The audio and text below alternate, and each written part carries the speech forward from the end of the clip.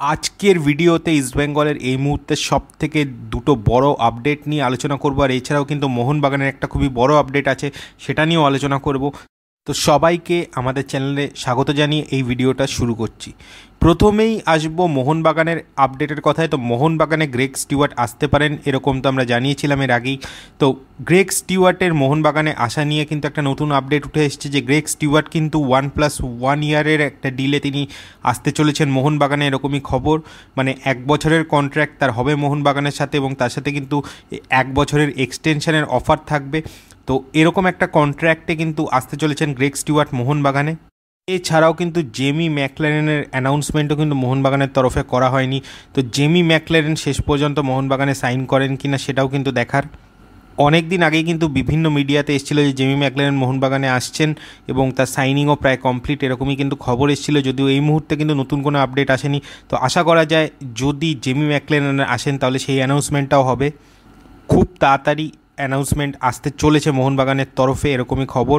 আর অন্যদিকে ইস্টবেঙ্গল কিন্তু জিকসান সিংকে সই করিয়ে ফেললো। হ্যাঁ, অফিসিয়ালি কেরালা ব্লাস্টার জিকসান সিংয়ের ট্রান্সফারের খবরটা কিন্তু তারা প্রকাশ করে দিয়েছে। ইস্টবেঙ্গলের তরফে এখনও অ্যানাউন্সমেন্ট আসেনি, কিন্তু যে কোনো মুহূর্তে চলে আসবে।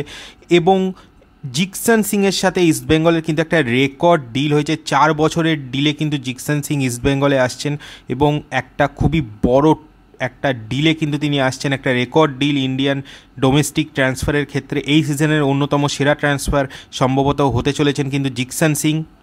জিকসান কিন্তু কেরালা ব্লাস্টার্সের কন্ট্রাক্টেড প্লেয়ার ছিলেন, নেক্সট সিজন অবধি কেরালা ব্লাস্টার্সের সাথে তার কন্ট্রাক্ট ছিল। যদিও জিকসান কিন্তু কেরালা ব্লাস্টার্সে কন্ট্রাক্ট বাড়াবেন না এরকমই খবর ছিল। তো সেই জায়গা থেকে কেরালা ব্লাস্টার্স চাইছিল যে এই সিজনেই একটা মোটা ট্রান্সফার ফি দিয়ে জিকসানকে অন্য ক্লাবে পাঠাতে, না হলে কিন্তু পরের সিজনে যদি জিকসান মুভ করতেন সেক্ষেত্রে কিন্তু কেরালা ব্লাস্টার্স কোনো ট্রান্সফার ফি পেত না, তিনি ফ্রি প্লেয়ার হিসেবে মুভ করতেন।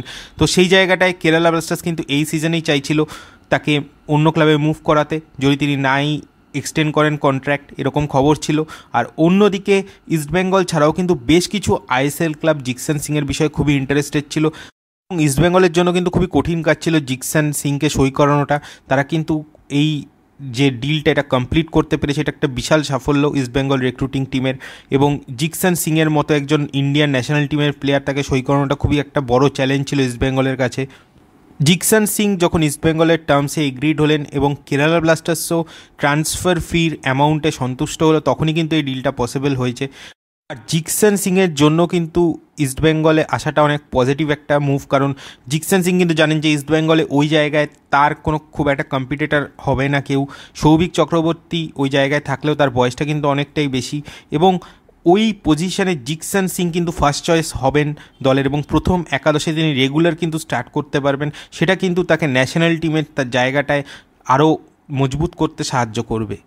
এবং অ্যাপুইয়ার ডিলের ক্ষেত্রে অনেক ইস্টবেঙ্গলকে নিয়ে বিতর্ক হয়েছে, কিন্তু যেটা ফ্যাক্ট হচ্ছে সেটা হচ্ছে অ্যাপুইয়া কিন্তু ইস্টবেঙ্গলের প্রথমে টার্গেট ছিলেন না। ইস্টবেঙ্গল কিন্তু একজন ডিফেন্সিভ মিডফিল্ডার চাইছিল, যার মধ্যে সুরেশ সিং, ওয়াংজাম, জিকসান সিংয়ের মতো প্লেয়াররা কিন্তু ফার্স্ট চয়েস ছিলেন তাদের। তো সেই জায়গা থেকে সুরেশ সিং, ওয়াংজামকে বেঙ্গালুরু থেকে মুভ করানো কোনোভাবেই সম্ভব ছিল না।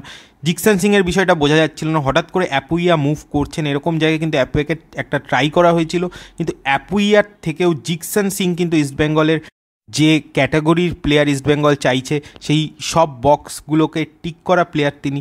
তো সেই জায়গা থেকে কিন্তু ইস্টবেঙ্গল তাকে নিতে ইন্টারেস্টেড বেশি ছিল, এবং তার জন্য কিন্তু অল আউট ঝাঁপিয়ে তাকে সই করিয়েছে ইস্টবেঙ্গল। এই ট্রান্সফারটা কিন্তু খুবই পরিকল্পনা করে করা হয়েছে, কারণ ইস্টবেঙ্গলের মিডফিল্ডে কিন্তু মার্ক জোথানপুইয়াকে ইস্টবেঙ্গল চাইলে খেলাতে পারে, এবং এছাড়াও কিন্তু নাসিব রেহমান রয়েছেন এবং সাউল ক্রেসপোর মতো বিদেশি রয়েছেন, এবং জিকসান সিং ছাড়াও কিন্তু আরেকজন বিদেশি প্লেয়ার আসবেন যিনি মূলত সেন্টার ব্যাক এবং সিডিএম দুটো পজিশনেই কমফর্টেবল। তো এরকম একজন প্লেয়ারকে আনা হবে। তো সেই জায়গা থেকে জিকসান সিংয়ের মতো একজন ইন্ডিয়ান প্লেয়ারকে ইস্টবেঙ্গলের দরকার ছিল, যার ফলে যদি কোনো সময় ডিফেন্সে দুজন বিদেশি খেলানোর প্রয়োজন পড়ে সেক্ষেত্রে কিন্তু মিডফিল্ডে জিকসানের মতো একজন প্লেয়ার থাকলে তাহলে কিন্তু ডিফেন্সিভ যে মিডফিল্ডার পজিশন সেখানে কিন্তু বিদেশি খেলানোর দরকার হবে না। তার জায়গায় কিন্তু দুজন বিদেশিকে ডিফেন্সে খেলিয়ে দুজন বিদেশিকে অ্যাটাকে খেলিয়ে ইস্টবেঙ্গল খেলতে পারবে।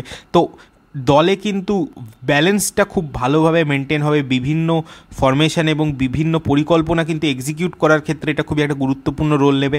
গত সিজনে ইস্টবেঙ্গলের যেটা একটা মেন প্রবলেম ছিল সেটা হলো যে সৌভিক চক্রবর্তী ছাড়া কিন্তু কোনো ইন্ডিয়ান ডিফেন্সিভ মিডফিল্ডার দলে ভালো ছিলেন না, এবং এই জন্য কিন্তু ইস্টবেঙ্গল একটা বড় সমস্যায় ভুগেছে। এ সময় ডিফেন্সের দুজন বিদেশি খেলাতে হলেও কিন্তু ইস্টবেঙ্গলের মিডফিল্ডে সেরকম ভালো প্লেয়ার ছিল না। এই জায়গায় কিন্তু ইস্টবেঙ্গল মিডফিল্ডে সাফার করেছে, দুজন ডিফেন্সে বিদেশি থাকার জন্য মিডফিল্ডে কোনো বিদেশি তারা খেলাতে পারেনি, এবং সেটা কিন্তু তাদের একটা সাফারিংয়ের কারণ হয়েছে। তো জিকসন সিং আসলে কিন্তু ডিফেন্সে দুজন বিদেশি খেলাতে ইস্টবেঙ্গল কিন্তু দ্বিধা করবে না, কারণ তাদের মিডফিল্ডে জিকসন সিংয়ের মতো একজন কোয়ালিটি প্লেয়ার রয়েছেন যিনি কিন্তু ডিফারেন্স তৈরি করে দিতে পারবেন। জিকসন সিং কলকাতায় আজকে ভোরে এসছেন, এবং জিকসন সিংয়ের সম্ভবত অ্যানাউন্সমেন্টটাও কিন্তু খুব তাড়াতাড়ি হয়ে যাবে। তার মেডিকেলসও সম্ভবত হয়ে গেছে, এবং তার অ্যানাউন্সমেন্টটাও কিন্তু আজকাল বা খুব তাড়াতাড়ি হয়ে যেতে পারে, যেহেতু কেরালা ব্লাস্টার্স থেকে কিন্তু তার ট্রান্সফারের অ্যানাউন্সমেন্টটা অলরেডি হয়ে গেছে। আর এছাড়া আনোয়ার আলীর বিষয়টাও কিন্তু ইস্টবেঙ্গলের জন্য অবশ্যই একটা বড় লাভের দিক রয়েছে। সেটা হচ্ছে যে আনোয়ার আলী কিন্তু প্লেয়ার স্ট্যাটাস কমিটিতে মুভ করছেন, এবং দ্রুত নিষ্পত্তি যদি হয় বিষয়টায়, অবশ্যই একটা ব্যাপার রয়েছে যেহেতু এআইএফএফ এখনও ফিফার যে রুলটা সেটা ইমপ্লিমেন্ট করেনি। মোহনবাগানে লোন ডিলে তার আগেই কিন্তু আনোয়ার আলী যেহেতু এসছেন, তো সেই জন্য আনোয়ার আলীর লোন ডিলটা অবৈধ হবে কি না সেটা নিয়ে কিন্তু প্রশ্ন রয়েছে। এই জায়গায় কিন্তু মোহনবাগানের একটা অ্যাডভান্টেজ রয়েছে, কিন্তু যেটা মূল ডিসঅ্যাডভান্টেজ মোহনবাগানে সেটা হচ্ছে আনোয়ার আলী যদি নারাজ থাকেন, তিনি যদি না রাজি থাকেন মোহনবাগান জার্সি পরে খেলতে, সেক্ষেত্রে কিন্তু মোহনবাগানের কোনো অপশান থাকবে না। যদি প্লেয়ার স্ট্যাটাস কমিটি আনোয়ারকে ইনকেস জরিমানা করে তো সেই ব্যাপারটা তো মিটে যাবে অবশ্যই। আর যদি ইনকেস সাসপেন্ডও হন আনোয়ার আলী, তাহলেও 5 বছরের কন্ট্র্যাক্ট, তো একটা বড় সময়ের জন্য একটা ফিউচার পরিকল্পনার কথা ভেবে কিন্তু আনোয়ারকে নেওয়া হয়েছে। তো ইনিশিয়ালি কিছুদিন তিনি যদি না খেলতে পারেন সেটা কিন্তু হয়তো এফেক্ট করবে না, তারপরে একটা লং টার্মের জন্য কিন্তু তাকে পাওয়া যাবে। তো সেইটা ভেবেই কিন্তু ইস্টবেঙ্গল হয়তো তাকে সই করিয়েছে। তবে পুরো বিষয়টা আমরা যেটা বললাম সেটা হচ্ছে একটা হাইপোথেসিস, এখন কি হবে না হবে সেটা কিন্তু পুরো ডিপেন্ড করছে প্লেয়ার স্ট্যাটাস কমিটির উপর। আনোয়ার আলীর বিষয়টায় কিন্তু আমাদের নজর থাকবে যে আগামী দিনে কি হয়। মোহনবাগানের জার্সিতে কি আগামী দিনে আনোয়ার আলীকে দেখা যায়, নাকি তিনি ইস্টবেঙ্গল জার্সিতে আইএসএলে খেলবেন, সেটাই কিন্তু দেখার। তো এই ভিডিওটা পর্যন্ত রাখছি। ভিডিওটা ভালো লাগলে অবশ্যই লাইক শেয়ার এবং কমেন্ট করবেন, এবং যারা আমার চ্যানেল নতুন এসেছেন বা আমার চ্যানেলটিকে এখনও সাবস্ক্রাইব করেননি তারা প্লিজ আমার চ্যানেলটিকে সাবস্ক্রাইব করে দেবেন। তো চলুন এখনকার মতো টাটা।